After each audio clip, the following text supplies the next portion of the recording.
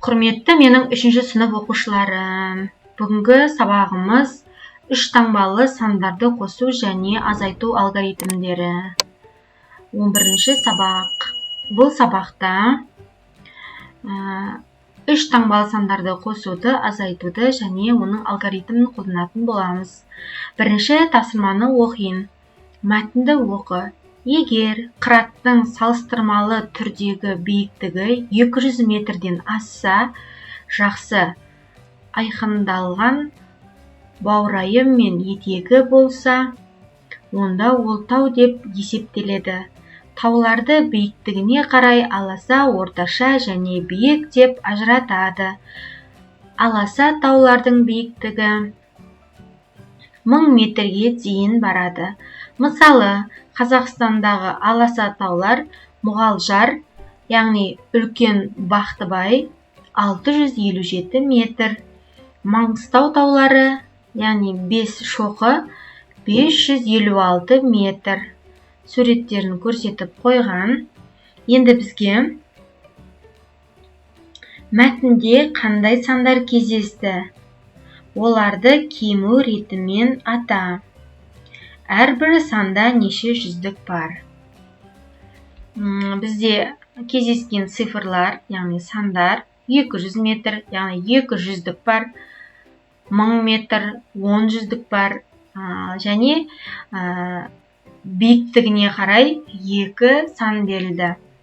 Яғни кему ретімен жаз еді бізге 657 метрде 600-дік 5 ондық 7 бірлік бар.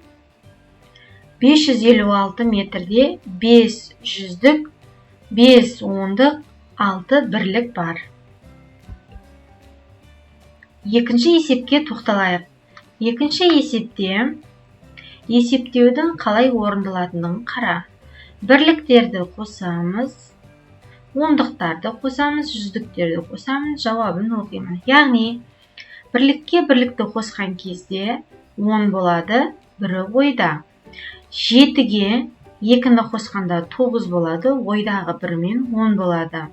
Бірі ойда. 2-ге 7-ні қосқанда 9 болады, ойдағы 1-мен 10 болады. Сонда жауабы, яғни 1000 болады екен.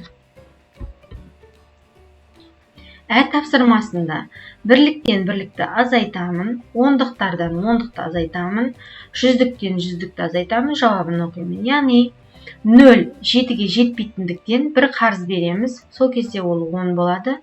10-нан 7-ні алған кезде 3 болады. Бір қарыз бергеннен кейін 9 болып қалды. 9-дан 2-ні алғанда 7 болады. Бір қарыз бергесін мынауда 9 болып қалды.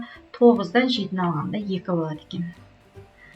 Үшінші есепті дәл солай шығарылып көрсетілді. Жазып алсаңыз болады. Төртінші есепте кесте берілген.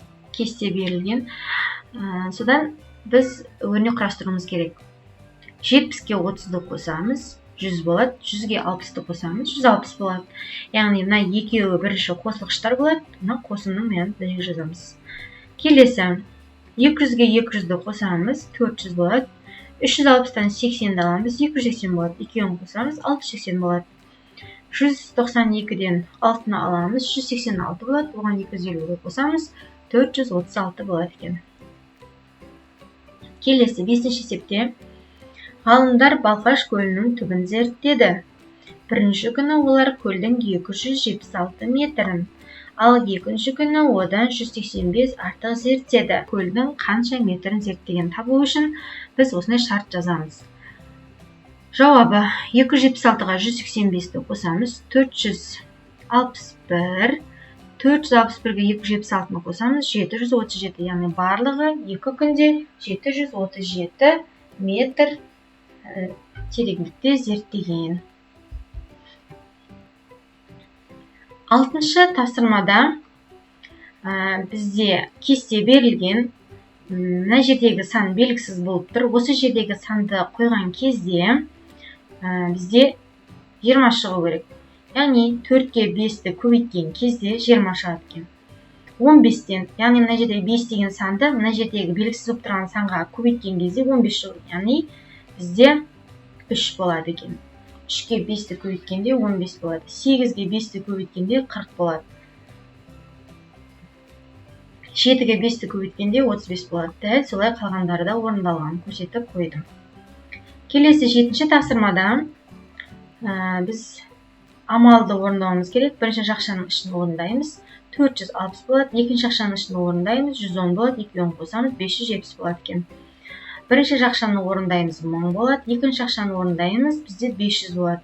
Жауабы 500 болады. Бірінші жақшаны үшін орындауымыз керек, 200 болады. 200-ге 320-ны қосамыз, оған 120-ны қосамыз, 640 болады.